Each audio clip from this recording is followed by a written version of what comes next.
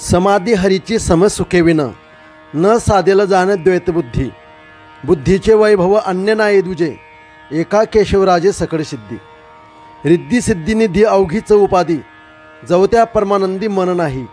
ज्ञानदेवी रम्य रमले समाधान, हरीचे चिंतन सर्व काळ।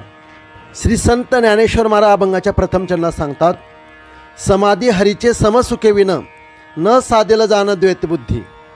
हरी हा स्वागतादी भेदरहित सर्वत्र समभावाने व्याप्त व आनंद स्वरूप आहे। त्याची समाधी तृप्तता प्राप्त होण्याकरता जीवाने त्याचे समसुखत्वाने म्हणजे मी तोच आहे अर्थात जीव ब्रह्म आहे अशा अभेदत्वाने ग्रहण केले पाहिजे। अन्यथा जीव आणि ब्रह्म भिन्न आहे अशा द्वैतबुद्धीने त्याचे समाधी सुख प्राप्त होणार नाही।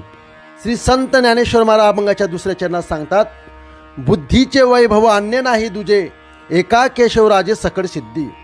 द्वैत मिथ्यात्व निश्चयपूर्वक अशा प्रकारची हरीची समाधी साधने यापेक्षा बुद्धीचे वैभव ऐश्वर्य दुसरे कोणतेच नाही।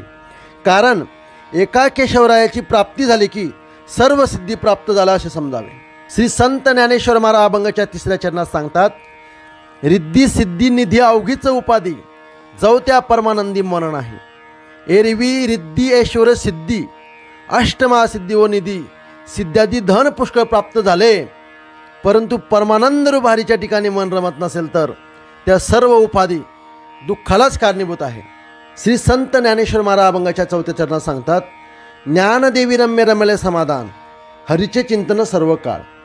श्री ज्ञानेश्वर महाराज म्हणतात, मी सतत हरीचेच चिंतन करत असतो, म्हणून हरीचे रमणीय असे समाधानकारक रूप माझ्या चित्तात रमून गेलेले आहेत। अर्थात मी सतत हरीच्या रमणीय स्वरूपातच रममान असतो।